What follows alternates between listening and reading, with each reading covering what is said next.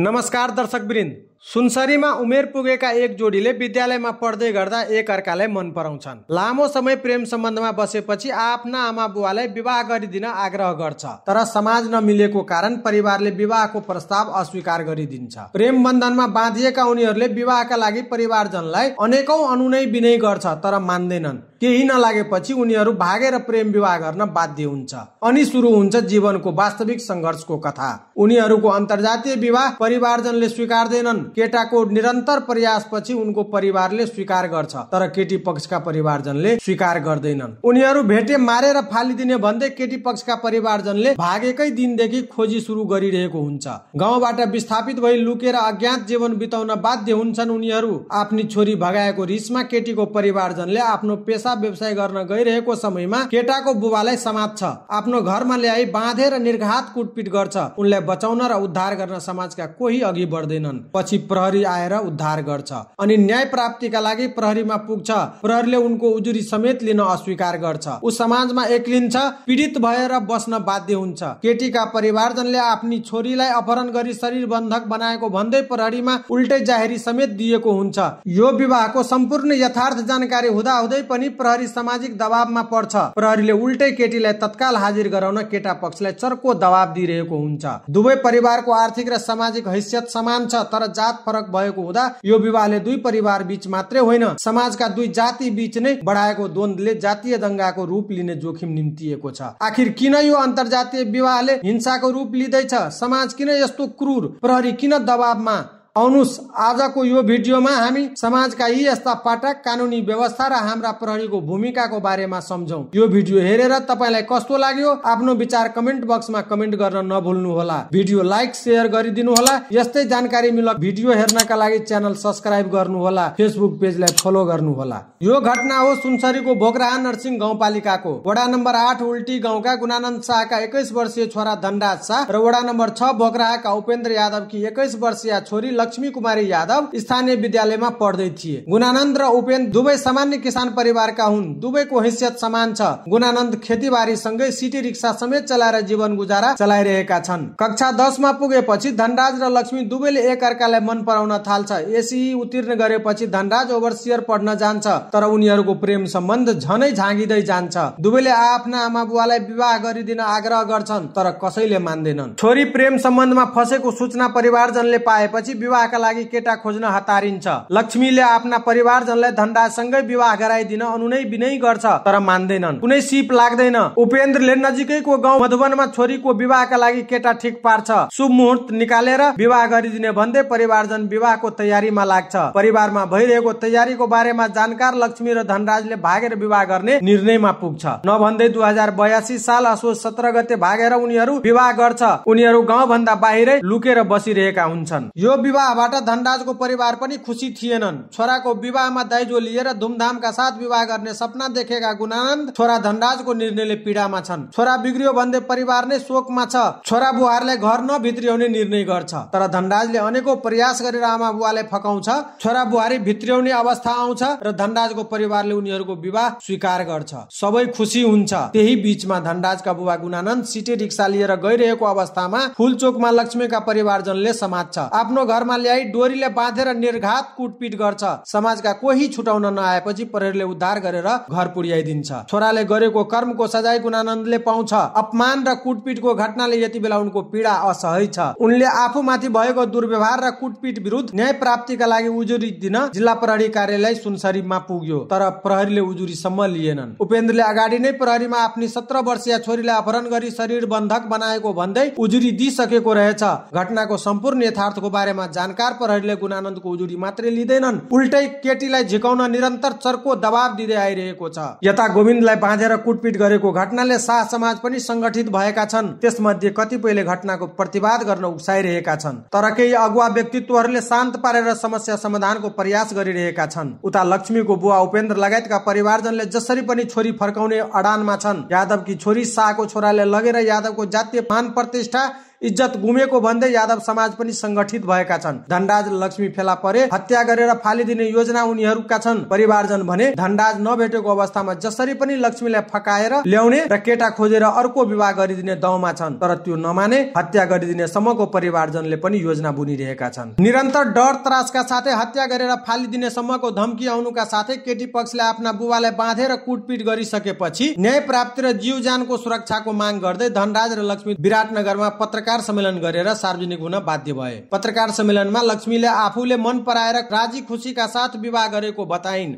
उनले आफू 21 वर्षको भएको एससीई को सर्टिफिकेट देखाइन्। आफू 21 वर्षको उमेरमा विवाह गरेको प्रमाण हुँदाहुँदै पनि बुवाले जिल्ला प्रहरीमा 17 वर्षको मात्रै रहेको फर्जी कागजात सहित जाहेरी दिएर आफूहरूको विवाह टुटाउन खोजेको आरोप लगाइन्। उनीहरूले भोकराहा नरसिंह गाउँपालिका वडा 8 कार्यालयमा गएर विवाह दर्ता समेत गराइसकेका छन्। धनराज र लक्ष्मीले आफूहरू कसैको करकाप दबाव प्रलोभनमा नपरी राजी खुसीले विवाह गरेको हुँदा जीव ज्यानको सुरक्षाका साथै सुरक्षित बसोबास र जीवनयापनका लागि पहल गरिदिन सरकारवालासँग अपील गरेका छन्। नेपालको संविधान 2072 मा स्वतन्त्रतापूर्वक बाँच्न पाउने, लैंगिक र जातीय विभेद गर्न नपाइने स्पष्ट उल्लेख छ। संविधानको धारा 17 मा कुनै पनि व्यक्ति नेपालभरि स्वतन्त्रपूर्वक बाँच्न पाउने र जीवनयापन गर्न पाइने व्यवस्था छ। कसैले कसैलाई डर त्रास धाक धम्की दिन पाइने छैन। संविधानको धारा 18 ले सबैलाई समानताको हक प्रदान गरेको छ। जाति भाषा धर्म वर्ण लिङ्गको आधारमा कसैले कसैलाई भेदभाव गर्न पाइने छैन। आमा बुवाले पनि छोरी भएकै कारण विभेद गर्न पाइँदैन। बालिग भइसकेकी छोरीले स्वतन्त्रतापूर्वक लिएको निर्णयको आमा बुवाले पनि सम्मान गर्नुपर्छ।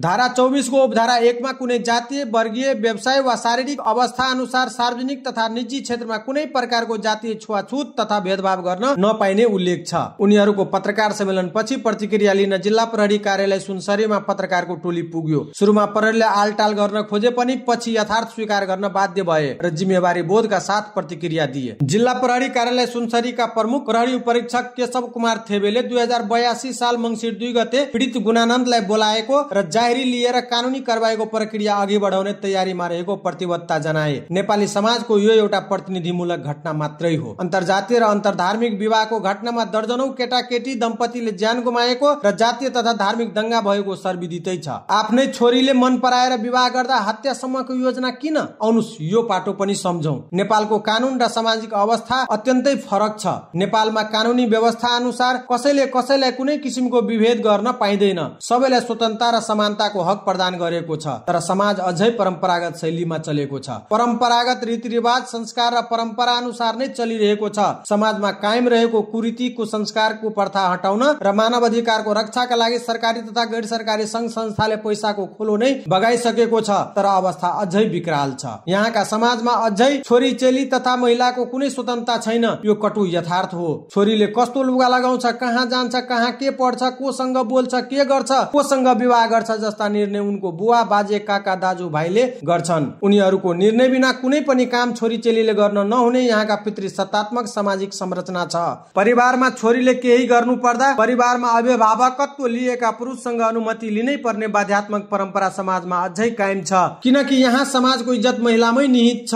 कसैको छोरी चेली कसरी हिँड्छ, कसरी बोल्छ, कस्तो लुगा लगाउँछ, कहाँ जान्छ, कोसँग बोल्छ, यी यस्ता यावत विषय सामाजिक टिक्का टिप्पणी र कुरा काट्ने विषय बन्ने गरेको छ। समाज अनुकूल बन्द कोठा र समाजभित्र नबसेको समाजमा खिल्ली उडाउँदै सम्पूर्ण परिवारलाई नै अपमान बेहोर्नु पर्ने सामाजिक संरचना छ। छोरी चेलीलाई सामाजिक परम्परा अनुसार सम्हालेर नराख्ने, परिवारलाई कुरा काटेर अपमान गर्नेको मात्रै सामना गर्नु पर्दैनन्। छर छिमेक छुट्टिएर बसेका दाजुभाइ लगायत समाजका अन्य व्यक्तिहरूले समेत आफ्नो आँगनमा टेक्न दिँदैनन्। कुनै अप्ठ्यारो परेको बेला साथ सहयोगको लागि कोही आउँदैनन्। त्यस्ता परिवारका सदस्यहरूसँग समाजमा कसैले बोल्दैनन्। कुनै पनि सामाजिक काम सभा समारोह भोज भतेरमा सहभागी हुन रोक लगाउँदै सामाजिक रूपमा नै बहिष्कारसम्मको पीडा भोग्नु पर्ने हुन्छ। सामाजिक बहिष्करणमा परेका परिवारको सदस्यसँग समाजका अन्य कुनै सदस्यले बोलेको र आँगनमा टेकेको सूचना प्राप्त भएपछि त्यस्ता व्यक्तिले पनि समाजले दण्डित गर्ने परम्परा छ। सामाजिक परम्पराको यही क्रूरतापूर्ण परिदृश्यले परिवारका अभिभावक तथा आमा बुवाले आफ्नै छोरी चेलीको चाहना इच्छा आकांक्षा स्वतन्त्रता विरुद्ध उभ्याइदिएको छ।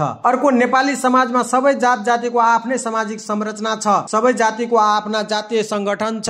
मधेसमा सबै जातिको जिल्ला, परगना र गाउँ तहको संरचना छ। जिल्लाको नेतृत्व सभापति, परगनाको मैन्जन र देवान र गाउँको बिटदारले नेतृत्व गर्छ। सामाजिक परम्परा निर्वाह नगर्ने परिवारलाई मैन्जन देवानको निर्णयमा जातीय बहिष्कार समेत गर्ने परम्परा छ। जातीय बहिष्करणमा परेका परिवारलाई कुनै पनि जातीय कार्यक्रम, सभा, सम्मेलनका साथै विवाह र क्रिया भोजमा सहभागी हुन दिँदैनन्। तर जातीय संगठनले आफ्नो जातिका सदस्यहरूको संरक्षणका लागि समेत उत्तिकै भूमिका निर्वाह गर्छ। कुनै अप्ठ्यारो परेको बेला बिटदार मैन्जन देवानको निर्देशनमा आफ्ना जातिका प्रत्येक सदस्य एकबद्ध भएर एक अर्काको साथमा उभिएर सहयोग गर्ने परम्परा छ। यही परम्पराले धनराज र लक्ष्मी बीचको अन्तर्जातीय विवाहले जातीय दंगाको भय सिर्जना गरेको छ। समाजमा बसेपछि जोसुकैको परिवारमा यस्ता घटना हुन सक्छ। त्यसैले जे हुनु थियो त्यो भइसक्यो। अनाहकमा आक्रोशित भएर कसैले पनि कुनै किसिमको अप्रिय निर्णय लिएर अघि बढ्नु हुँदैन। समाजमा हरेक जाति, धर्म, वर्ग, समुदायमा आफूभित्रको आक्रोश बोलेर वा सामाजिक सञ्जालमा लेखेर समाजमा आक्रोश फैलाउने व्यक्ति हुन्छन्। त्यस्ता व्यक्तिलाई पहिचान गरौं र त्यस्तो व्यक्तिको आक्रोशको पछाडि लागेर दुर्घटना मात्रै हुन्छ।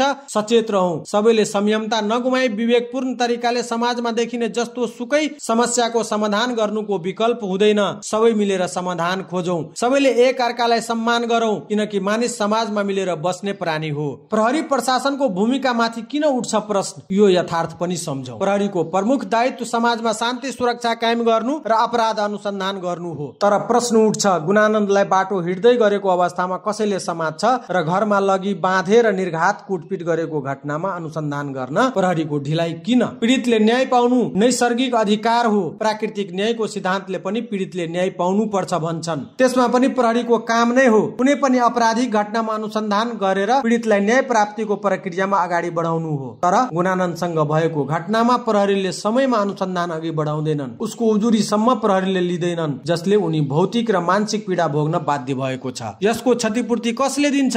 यसको सुनवाई गर्ने पनि नेपालमा निकाय छ, कानुनी व्यवस्था छ, तर व्यवहारमा लागू हुन सकिरहेको छैन। त्यसको पनि अनेकौं कठिनाइका पाटाहरू छुट्टै छ।